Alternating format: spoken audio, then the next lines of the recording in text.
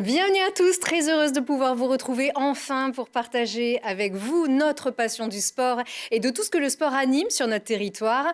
6 mois après, vous nous avez manqué, alors on va profiter de tout ce qu'on peut tant que, il y a des choses qui sont bonnes à prendre et notamment de profiter de la présence de notre invité qui est tout sourire. Et il le peut, l'entraîneur du GF38, Philippe Inchberger. Bonsoir. Bonjour, bonsoir. Merci beaucoup d'être avec nous, nous gratifier vraiment notre première émission, nouveau format, le JT par votre venue. J'imagine que tout va bien.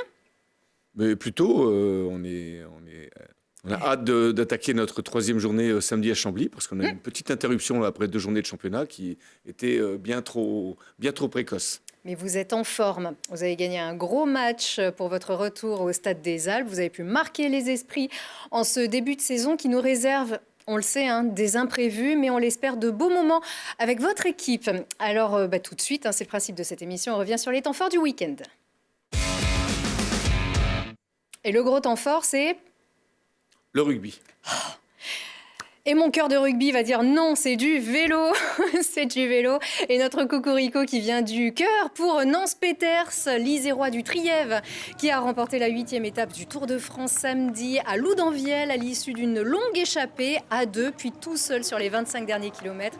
C'est la 2e victoire dans un grand tour pour Nance, qui avait remporté déjà une victoire dans le Tour d'Italie l'an dernier. Nance Peters aux anges, il caresse ici un doux rêve, celui déjà de participer au Tour de France. Et le pompon, vraiment, c'est cette victoire d'étape dans les Pyrénées. Pour preuve, d'ailleurs, écoutez-le sur notre plateau du G-Sport, on est chauvin, c'était il y a 10 mois, le 6 novembre. Il faut être réaliste aussi et connaître ses capacités. Moi, je sais que j'aime bien les courses par étapes, je récupère bien, mais de là à gagner un grand tour, non, c'est pas... Ce serait pas être réaliste. Voilà, gagner des étapes sur les 3 grands tours, ça peut être un très gros challenge et qui est faisable. Voilà, j'ai déjà gagné sur le Giro, mais déjà aider un grand coureur à gagner un grand voilà, tour. C'est ça, être aux côtés de, par exemple, Pierre Latour que j'ai côtoyé au CCF et se retrouver avec lui un jour sur le Tour de France, ce serait génial. Donc pourquoi courir pas un tour, voilà. Tour de France alors, après l'Espagne et l'Italie. Ouais, voilà, j'en ai déjà fait 2 sur les 3, donc pourquoi pas découvrir le Tour de France dès 2020. Exactement, il avait vu juste, il est modeste et comme quoi la modestie et le travail payent. Un petit coucou à Mathias, notre ancien complice de G-Sport qui nous suit désormais en Colombie. Voilà, et qui suit le GF, attention. Il est loin, Nance Peters au général 139e, ce qui n'est absolument pas l'essentiel, on le sait. Et on aura le plaisir de le joindre la semaine prochaine, lundi, à l'occasion de la journée de repos à Grenoble. D'ailleurs, les détails de cette grande étape du Tour de France, 3 jours en Isère, en fin d'émission dans l'agenda de Lilian. Les AG2R, d'ailleurs, auront pour villégiature l'hôtel Lesdiguières, donc l'écrin de l'école hôtelière de Grenoble. C'est l'invité distancié de la semaine prochaine. Vous le savez, les coureurs sont dans une bulle. Ils sont isolés du reste du monde pour se protéger du Covid, évidemment, et pour protéger leur entourage professionnel. Ce n'est pas votre cas, Philippe, vous êtes ici ? Si, c'est notre cas au quotidien. On est testé déjà toutes les semaines, au moins au pire 72 heures avant le match. Par exemple, là, ce sera jeudi pour le match de samedi. Et ça, c'est depuis la reprise du 29 juin. On a eu 1 ou 2 tests par semaine. Quand on avait 2 matchs amicaux pendant la semaine, on avait 2 tests. Donc voilà, donc pour l'instant, nous, on est épargnés. Mais c'est vrai qu'auprès de nos joueurs, on lâche quand même beaucoup de messages de prudence, notamment quand ils sont en dehors du stade, en dehors de leur lieu de travail, où globalement, c'est pas forcément là qu'ils risquent d'attraper le virus. Et pour le vélo, ça se comprend évidemment, surtout pour le Tour de France. Les supporters touchent les coureurs, on s'approche, on veut voir bien sûr qu'il y a cette bulle. Vous avez un sport qui est peut-être un peu moins tactile aussi, vous êtes capable de distancier aussi, vous êtes un peu moins stressé quand même dorénavant ? J'y pense pas vraiment, à vrai dire, parce que ce sont des choses qu'on ne maîtrise pas. Donc nous, on essaie plutôt d'être performants sur les choses qu'on peut maîtriser, l'entraînement, les matchs, les compositions d'équipe, la forme des joueurs. Le reste, on laisse les spécialistes faire et nous donner des indications. Après, nous, on peut que vraiment donner des grandes consignes de prudence à nos joueurs. C'est vrai qu'on essaie d'éviter aussi les contacts. Ça arrive aussi sur des buts, même parfois les supporters, même au Stade des Alpes après le match de Toulouse, ils se rapprochent parce que les gens ont besoin de proximité, c'est naturel. Alors nous, je ne sais pas si on peut montre l'exemple parce qu'on est en plateau, on est distancié, notre petit masque, vous avez le vôtre aussi, un masque du GF38, hein, j'ai vu ça. Jolie masque du GF38. Bien sûr, si vous en avez un peu de côté, nous on est preneurs évidemment, on est très supporters du GF38 bien sûr. Il y a une grosse bulle, en tout cas près de chez nous, c'est la grosse bulle du FCG Rugby. On peut l'approcher mais sûrement pas passer à travers. Ils n'ont pas le choix les rugbymen, un sport de contact où il y a pas mal de cas ont engendré des annulations de matchs, notamment de Pro D2, des officiels ou des amicaux. D'autres ont freiné la préparation, c'est le cas du FCG qui avait été éloigné de l'entraînement à 2 semaines de la reprise. Enfin, de retour au Stade des Alpes pour la Pro D2, c'était samedi soir contre Nevers. L'équipe s'en est bien sortie et je vous y emmène. Ce n'est pas la foule des grands soirs, 5000 personnes, pas plus, distanciation oblige, mais les cœurs battent fort aux portes du Stade des Alpes, 6 mois jour pour jour après le dernier match officiel du FCG. Enfin, la compétition est de retour. C'est un peu long quand même, hein, on avait hâte de les retrouver. Il faut surtout en profiter parce qu'on ne sait pas ce qui va arriver derrière maintenant, évidemment. Je pense que ça va être compliqué. On est prêt, on est chaud là. J'espère que cette année, Grenoble va faire une saison d'enfer. On va grimper en top 14. Oui, bon, écoutez, déjà qu'ils jouent bien, qu'ils mettent le paquet, puis après on verra. Hein. Alors le paquet, oui, mais de fautes. Un retour en piste truffé d'erreurs, d'en avant, des deux côtés. Et après cette mi-temps bien peu intéressante, les esprits se lâchent et le jeu revient. Comme si le temps s'était arrêté, le 3e ligne, Deon Foury, gratifie son équipe d'un essai comme il en avait l'habitude. Mais les Grenoblois laissent Nevers revenir au score, jusqu'à ce que le jeune Ange Capozzo signe un exploit personnel qui valide pour de bon la victoire du FCG, qui se fait encore un peu peur.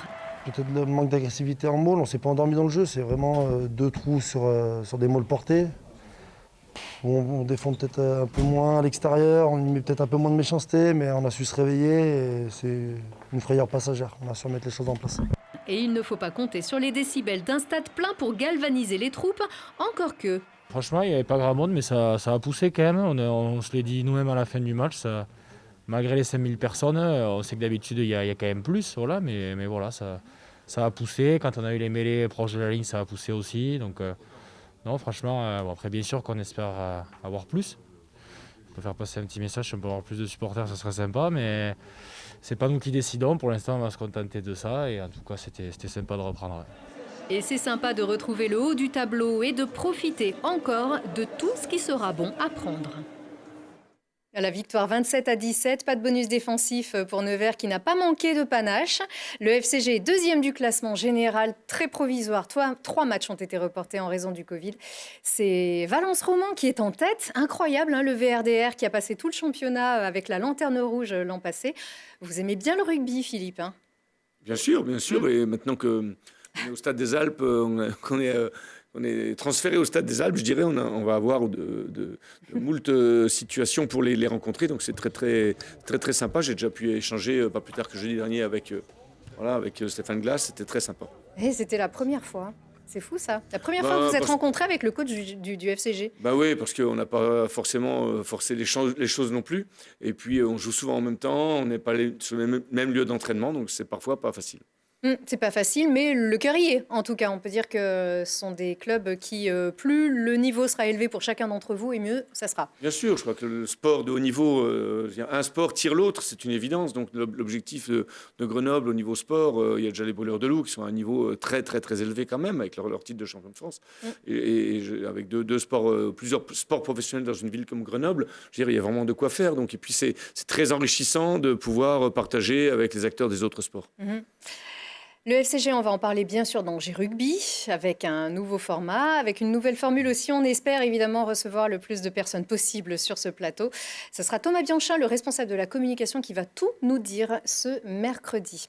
Alors, quelques nouvelles en bref. Olivier Panis, le Grenoblois, n'est plus le dernier Français à avoir remporté un Grand Prix de Formule 1 depuis la victoire de Pierre Galzi, 24 ans. C'était hier à Monza. Un Rouennais d'ailleurs. On dit souvent que Grenoble-Rouen, ça faille un peu souvent au rugby, c'est classico, ça va peut-être marcher ici en Formule 1. L'AL Voiron Handball est en quatorzaine, 20 cas de Covid-19 ont été détectés chez les seniors hommes et dames, il y a à peu près 16 cas chez les hommes et 4 chez les dames.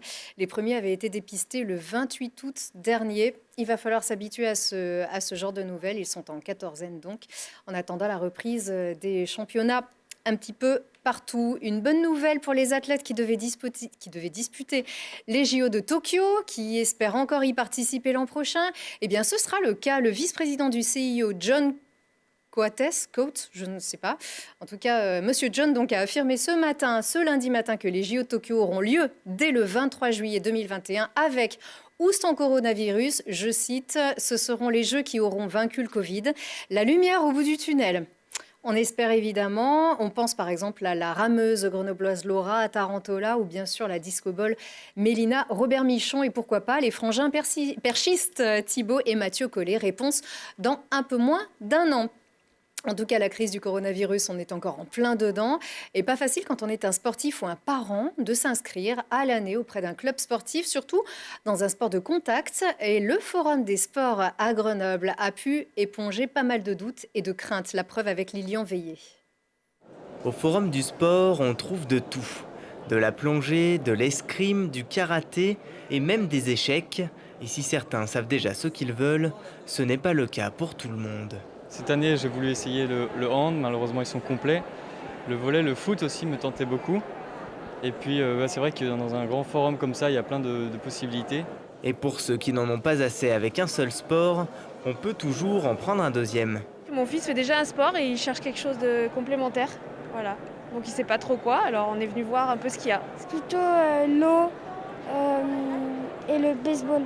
Mais cette année est un peu particulière, on ne sait pas si la saison ira au bout ni si les mesures sanitaires ne vont pas encore augmenter, mais à l'Office municipal des sports, on reste confiant. Il faut toujours être optimiste, mais en étant raisonnable, on est dans une année particulière qui nous invite à de la prudence, notamment dans des activités sportives qui sont des activités de contact, mais qui ne doit pas nous conduire à se retirer de tout, à ne plus rien faire. Au contraire, il faut qu'on continue à se donner des conditions de sécurité et c'est pour ça que la ville de Grenoble, les clubs ont mis en place des conditions pour que chacun puisse pratiquer au mieux. Des protocoles Covid ont été édités par les villes, les collectivités et les fédérations pour encadrer et sécuriser les différentes pratiques, notamment pour les sports de combat. On va se conformer à ces différents protocoles, à savoir la désinfection des locaux, la pratique de l'activité avec le masque pour le professeur et au choix pour le pratiquant de pratiquer avec ou sans le masque. Pas de masque obligatoire, mais une exigence accrue sur le lavage des mains pour rendre la pratique la plus ordinaire possible, car on a besoin de décompresser quand on fait du sport. C'est un instrument de bien-être physique, mental, social. On a besoin de ce bien-être, on a besoin de se vivre ensemble aujourd'hui. Au total, les 90 clubs du Forum proposent plus de 50 disciplines sportives différentes. De quoi trouver chaussures à son pied. Voilà, ça rassure déjà, ça. Hein, oui, les parents sont là, les adhérents aussi. Bien sûr, il faut s'habituer à ce que ça soit différent d'avant, avec un peu moins de sécurité quant à la tenue des compétitions, etc. Mais à un moment donné, comme l'a dit justement le président du CIO, voilà, c'est le sport qui vaincra le Covid. Nous vaincrons, c'est ça. Vous avez fait un autre sport avant le foot? Oui, j'ai fait du tennis longtemps. Enfin, j'ai commencé à jouer au tennis, ça veut dire avant de jouer au foot, à peu près en même temps. Mais j'étais vers 15-16 ans, je suis parti à peu près des 4 meilleurs joueurs lorrains. D'accord. Donc, voilà. Et puis après, je suis parti sur l'âge de 16 ans plutôt vers le football parce que c'était pour moi une destination plus sûre. J'étais quand même meilleur en foot. D'accord. Et pas de polo alors? Je ne suis pas sur votre t-shirt, vous avez un joueur de polo. Bon, voilà. Allez, on peut aussi aller du côté du rugby et du côté de Pont-de-Claix pour retrouver des enfants qui jouent au rugby devant un certain Bernard Laporte, ancien ministre des Sports, sélectionneur du 15 de France, qui est venu à la rencontre des acteurs du rugby dans les Alpes dans le cadre de sa candidature à sa propre succession à la tête de la Fédération française de rugby. Virus ou pas, il faut jouer, rester prudent, mais jouer. Écoutez-le. Je crois qu'au-delà du rugby, il ne faut pas s'arrêter de vivre, c'est une certitude. Voilà, le virus est là, et encore une fois, il faudra s'adapter, s'y accommoder, et on ne va pas tout arrêter. Donc voilà, c'est très bien que les clubs de rugby aient repris. On risque pas plus là qu'à l'école. Voilà, arrêtons de rêver. Et ici, c'est l'épanouissement du gamin. Le rugby, ça sert à faire en sorte que les jeunes s'épanouissent, prennent confiance, grandissent, engendrent accumulent de la confiance. C'est ça le sport de rugby, partager des choses avec les autres. Donc il faut qu'ils viennent au rugby. C'est une évidence. Après, je dis surtout aux mères, parce que j'ai vu que certaines mères fermaient les vestiaires. Ne fermez pas les vestiaires. Alors ne tirons pas les parapluies, au contraire, faisons en sorte que le monde associatif continue de vivre. Sans quoi, si on ferme le monde associatif, il n'y aura plus de vie. Que ce soit rugby ou autre, je parle bien du monde associatif. Donc voilà, donc ouvrons les vestiaires, allons jouer au rugby, prenons les mesures nécessaires en dehors du match. On ne va pas jouer avec des masques, ça c'est clair. Et encore une fois, adaptons-nous. Et je le répète aux mamans et aux parents qui sont hésitants, ils ne risquent pas plus ici qu'à l'école. Par contre, ce qu'il y a de plus ici, encore une fois, c'est la confiance que le sport va donner à leurs filles ou à leurs garçons. Le sport, et pas que le rugby, le foot c'est pareil. Bien sûr, mais c'est une évidence que quand on est déjà à l'air libre, on risque quand même moins. Et puis voilà, quand vous faites du sport, votre organisme est plus fort, votre corps est plus fort, simplement pour résister à ces attaques. Absolument. Pareil qu'il faut manger du miel aussi, ça renforce les défenses. Le miel, de toute façon, c'est bon. Ah ben voilà, vous cautionnez. Allez, c'est à nous, on pourra discuter.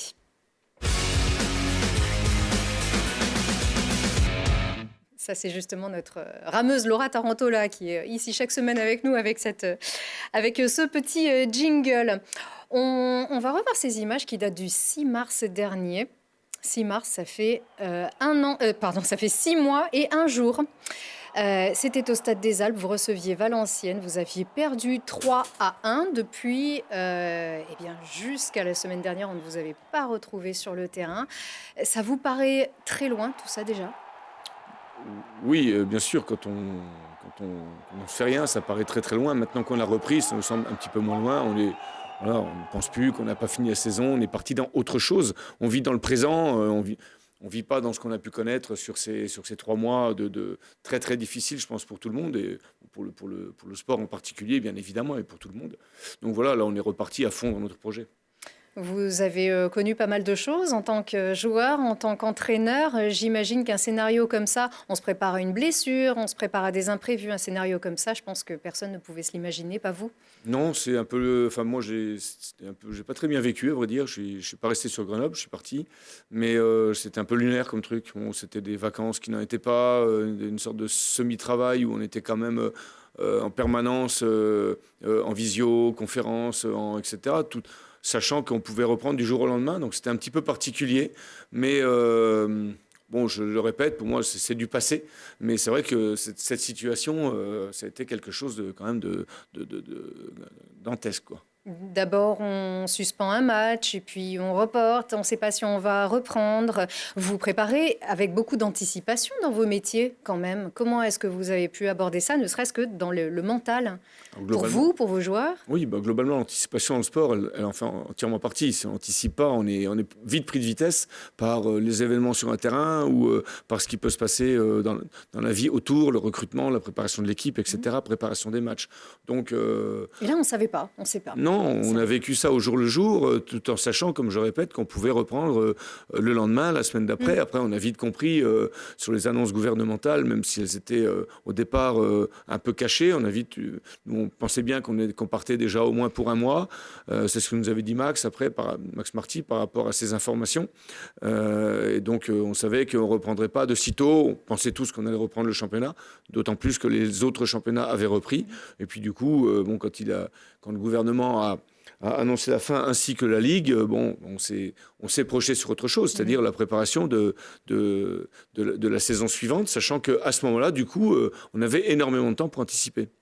Oui, mais aussi pour préparer les physiques, vous aviez eu des inquiétudes sur cet arrêt un petit peu brutal. Ne connaissant peut-être pas, certains ont un jardin, d'autres non. On doit s'enfermer, on ne sait pas comment on se prépare. Ouais, c'est très compliqué de préparer un sportif de haut niveau quand il ne peut pas aller à plus d'1 kilomètre de son domicile. Donc on a fait avec. Les joueurs avaient globalement 1 séance par jour globalement, dont sur une idée de Mika Diaferia, notre préparateur athlétique, 2 séances en visio. Tous les clubs ont fait à peu près comme ça. On a fait 2 séances en visio les matins avec l'ensemble des joueurs. Alors là, c'était une séance plutôt de muscu, de renfo, de cardio que quelqu'un pouvait faire sur un balcon de 4 mètres carrés. Voilà, donc, mais c'était des séances de 1 heure, 1 heure et demie. Ça nous a bien secoué. Moi, ça m'a permis aussi de faire du sport pendant ce confinement. C'était plutôt sympa. Et nous, on est resté tout le temps en éveil, aux aguets, jusqu'à ce qu'on nous dise, bon, maintenant, c'est les vacances et on se revoit fin juin, quoi. Ouais, où là, les choses reviennent dans l'ordre. Il n'y aura eu que 28 journées dans cette saison précédente donc, de Ligue 2. Vous étiez resté sur 3 défaites, notamment celle de Valenciennes qu'on vient de voir. Vous traînez un petit peu en milieu de tableau. Alors, on va se parler très honnêtement. Est-ce que finalement, après une saison où les choses devaient se reconstruire, avec pas mal de joueurs qui étaient partis, un groupe qui doit se reconstruire, qui met peut-être un petit peu de temps avant de se retrouver, est-ce que finalement cette mésaventure vous a profité ? On ne sait pas, mais c'est vrai qu'on n'était pas dans notre meilleure période de l'année. On était effectivement sur 3 défaites. Après, les défaites contre Châteauroux, contre Valenciennes à domicile, je pense que sur les 2 matchs, on a 15 occasions nettes. Donc ça a été notre fil rouge de l'année, c'est-à-dire ne pas réussir à gagner des matchs quand on a 5, 6, 7, 8 occasions par match. Quand de temps en temps, vous avez joué à Lens, à Lorient, ils ont besoin de 1, de 2 pour vous plomber. Donc c'était un peu notre fil rouge de l'année. Et ces 2 matchs, ils sont complètement représentatifs par rapport, je pense, au match de Châteauroux. Je pense qu'en première mi-temps, globalement, on devait mener à peu près 4-0 à la mi-temps. On a raté des buts, des trucs qu'on a coutume d'appeler immanquables. Donc voilà, mais après, cette saison, elle était un peu particulière. La saison dernière, notamment au début de saison, on a changé toute notre animation offensive. Et on a mis quand même, rappelez-vous qu'on a gagné qu'à la 6e journée, je crois, à Niort. Donc ça commençait à faire des jalons. Donc c'est une saison qu'on a plutôt, globalement, par rapport aux changements qui ont existé, on a plutôt bien traversé. Alors les changements justement, on va en reparler juste après le petit reportage qui suit, parce qu'on y retourne dans la saison. Vous avez perdu votre premier match à l'extérieur, à Rodez, pour le premier match de Ligue 2. Retour à la maison, un grand moment devant vos supporters au Stade des Alpes avec Lilian Veillé. La pluie n'enlèvera pas le plaisir des supporters grenoblois à retrouver le Stade des Alpes. Après 5 mois de coupure à cause du Covid-19, les amateurs de football peuvent enfin retourner vibrer auprès de leur équipe favorite. Et ça n'a pas de prix. On est déjà content de retrouver le stade. Ça fait plaisir de retourner au stade, même si on sait que ça va être dans des conditions un peu particulières. Ça fait quand même plaisir de revoir un stade où il va vraiment avoir du jeu à l'intérieur. Et la rentrée est réussie pour le GF. Une victoire 5-3 contre Toulouse qui leur permet de bien démarrer la saison. On avait à cœur de montrer au public qu'on pouvait gagner à domicile et en plus on a fait le spectacle, donc c'est important. Du spectacle, car ça faisait longtemps qu'on n'avait pas vu 8 buts au Stade des Alpes. L'année passée, le GF avait dû attendre la 7e journée de championnat pour obtenir sa première victoire. Cette saison, dès le 2e match, on assiste à une belle démonstration offensive. Et si les ambitions ne sont pas encore affichées, on peut espérer mieux que la 9e place de l'an dernier, notamment avec le bon recrutement estival. Je pense que le recrutement réalisé est intéressant. Maintenant, il faudra toujours voir la vérité du terrain, comme on dit. Donc, globalement, on est très content. L'arrivée du coup de Ravé, qui est un vrai Grenoblois, c'est sûr que ça fait plaisir. Et il y a aussi, j'ai beaucoup d'espoir avec le petit Jordi Gaspard, le nouveau latéral là, qui vient de Monaco, qui était à Lyon avant. On a fait un recrutement intéressant, surtout devant. J'espère qu'on va gagner en efficacité, qu'on va moins croquer que dans les années précédentes. Mais je pense qu'on va perdre en solidité défensive. Et du coup, je pense qu'on va marquer plus de buts, mais je pense aussi qu'on va prendre plus de buts. Si le GF 38 semble donc plus solide, l'inquiétude pourrait plutôt venir de l'extra-sportif, avec l'ombre de la reprise du coronavirus. Avec une petite peur quand même que la saison, qu'est-ce qui va devenir la saison? Est-ce qu'elle va pas être interrompue? Comment est-ce que ça va se dérouler? C'est plus ça l'interrogation que le sportif en fait. Mais pour le moment, les supporters peuvent aller au stade dans la limite de 5000 spectateurs, peut-être pour assister encore à d'autres matchs de haut vol. Alors voilà pour le gros coup bien réussi. Ça, c'était un joli coup que vous avez réussi. Mais alors vous emballez pas. C'est 5 buts de marqués, c'est 3 de pris. Obligatoirement, parce qu'on ne marquera pas toujours 5 buts dans un match, on le sait. Même si c'est notre volonté, mais on sait que ce n'est pas possible. Par contre, encaisser 3 buts à domicile, ça fait mal. Après, on est tombé sur des gros attaquants. Attention, avec notamment Bayo, là, avec un super jeu de tête. Même si on a aussi eu quelques largesses dans notre marquage. Mais bon, voilà, je pense que Toulouse, aujourd'hui, ils ne sont pas prêts. Mais d'ici quelques semaines, ça va être une équipe redoutable à jouer. Alors eux, peut-être qu'ils ne sont pas prêts. Vous êtes peut-être prêts davantage aussi.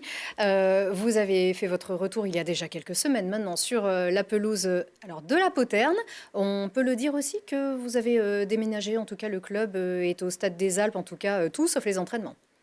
Exactement. Le centre de la Poterne aujourd'hui est dans un état d'insalubrité inquiétant. On a pris 2 orages au mois de juillet qui nous ont amené, notre salle de musculation est transformée en piscine. Donc c'est sympa, mais bon, l'aquaplaning dans la salle de muscu, c'est moyen. Bon, voilà, le terrain, ça va. Je ne sais pas si on peut le voir d'ailleurs, mais ça va, le terrain. Oui, jusqu'au 15 octobre à peu près. Voilà, Ouais. c'est aussi le problème de l'hiver. C'est pour ça qu'on nous demande toujours pourquoi on n'a pas de résultats en hiver. Malheureusement, tout l'hiver, on s'entraîne sur un synthétique, donc ça pose des problèmes, comme si les brûleurs de loup s'entraînaient sur une glace synthétique la semaine pour jouer sur une vraie glace le samedi. Donc ça pose des problèmes. On ne va pas revenir dessus. Et c'est vrai qu'on a déménagé depuis 8 jours au Stade des Alpes qui nous accueille et qui est notre base aujourd'hui de vie. Alors, on va être un petit peu plus direct. Est-ce que vous visez la montée dès cette saison, dès cette fin de saison? Après, on peut tout annoncer, mais je veux dire, est-ce que c'est raisonnable pour un club comme GF38 qui, je le rappelle, l'année dernière, avait la 19e masse salariale de Ligue 2? Il faut quand même que les gens s'en rappellent. La masse salariale, c'est combien vous payez vos joueurs. Donc, c'est pas automatique, mais 1 + 1, ça fait toujours 2, si je ne m'abuse. Et voilà, donc pour les autres clubs, c'est pareil. Et quand vous avez des clubs comme Toulouse qui ont 3 à 4 fois notre budget, et plus que, je ne sais pas, ils ont 8 fois notre masse salariale, bien évidemment, on ne peut pas lutter. Maintenant, on a fait un recrutement, on en parlait dans votre reportage très justement d'ailleurs, et les supporters l'ont bien dit, qui a été ciblé sur des profils qu'on a pu récupérer assez vite. C'est vrai que récupérer le meilleur buteur du national, Achille Ananis, c'est surprenant. Récupérer un garçon comme Jordi Gaspard, formé à Lyon, transféré à Monaco, c'est surprenant. Récupérer Yorick Ravet. Ancien grenoblois. Oui, alors ça c'est une grande fraîcheur qui arrive, mais qui sort de Ligue 1 à Saint-Etienne, de la Suisse, de 2 ans en Fribourg en Bundesliga. Le récupérer à Grenoble, c'est très surprenant. Je pense qu'il faut vraiment féliciter Max et son flair. Max Marty, votre manager général. Et sa faculté de persuasion, parce que voilà, ces garçons-là nous amènent franchement un vrai plus. Alors, c'est vrai qu'on a perdu aussi un bon défenseur en la personne d'Eric Van den Abil. Donc, on peut craindre un petit peu sur le premier match à domicile. D'ailleurs, voilà, on a encaissé des buts, on en a marqué. Maintenant, si on peut gagner 6-4 tous les matchs, moi je signe, hein, mais on sait que ça ne sera pas comme ça. On verra ce qui va se passer à Chambly samedi prochain à 19h. Chambly qui d'ailleurs a détecté un cas de Covid dans l'effectif. Son match amical contre Guingamp a été annulé. Ça devait avoir lieu ce week-end. Demi-finalistes de Coupe de France en 2018, normalement, ils sont présents sur un match d'un jour. Hein, donc, il faut le savoir, vous êtes prévenus. On vous souhaite bonne chance, on est derrière vous et on aura bien plaisir, en tout cas, à vous recevoir ici régulièrement dans ce G-Sport, le JT. Tout d'abord, on ne rate pas les événements du week-end avec Lilian, tout de suite. Par les temps qui courent, il y a peu de courses, mais celle-là est maintenue. La 10e édition de l'Ultra Trail du Vercors, avec 2 courses au programme ce samedi 12 septembre. Les 55 km en solo au départ de Corançon à 7h et les 55 km en relais à 8h30. Dimanche, c'est le cross des Coteaux qui prend place à Crolles à partir de 8h. 3 courses sont prévues, le trail du Facteur de 24 km et les crosses de 9 et 15 km. Et enfin, la semaine prochaine, c'est le Tour de France qui débarque en Isère. Lundi 14, les coureurs passeront leur journée de repos à Grenoble avant de s'élancer le lendemain de la Tour du Pin pour une arrivée en haut de la Côte de Mille à Villard-de-Lans avant de prendre le départ de Grenoble le 16 septembre. Voilà, le Tour de France. On vous a vu très impressionné par l'Ultra Trail du Vercors, ce qui me permet de rendre hommage à notre rédacteur en chef Thibault Leduc, qui est un assidu pratiquant de l'Ultra Trail. Vous risquez un peu parfois en montagne, mais... Là, non, je prends 0 risque, mais de temps en temps, on va avec Jérôme Dijon, notre intendant, qui connaît tous les massifs montagneux autour. Et il y a 15 jours, on est monté en haut de la Dent de Crolles, tout en haut, là, sur la croix. C'est déjà costaud. Il n'y a pas de risque, mais quand je les vois courir là-dedans... Je me dis bravo, quoi. Faites attention à vous quand même. Coach, comme on vous appelle du côté du GF38. Nous, les filles fragiles, les footballeurs, il faut qu'on fasse attention. Oui, exactement. Vous avez la caisse quand même, hein. Là vous le prouvez ici sur ce plateau. Merci beaucoup Philippe Inchberger, très très belle saison à vous et nous on se retrouve la semaine prochaine dans G-Sport, le JT. Merci à vous.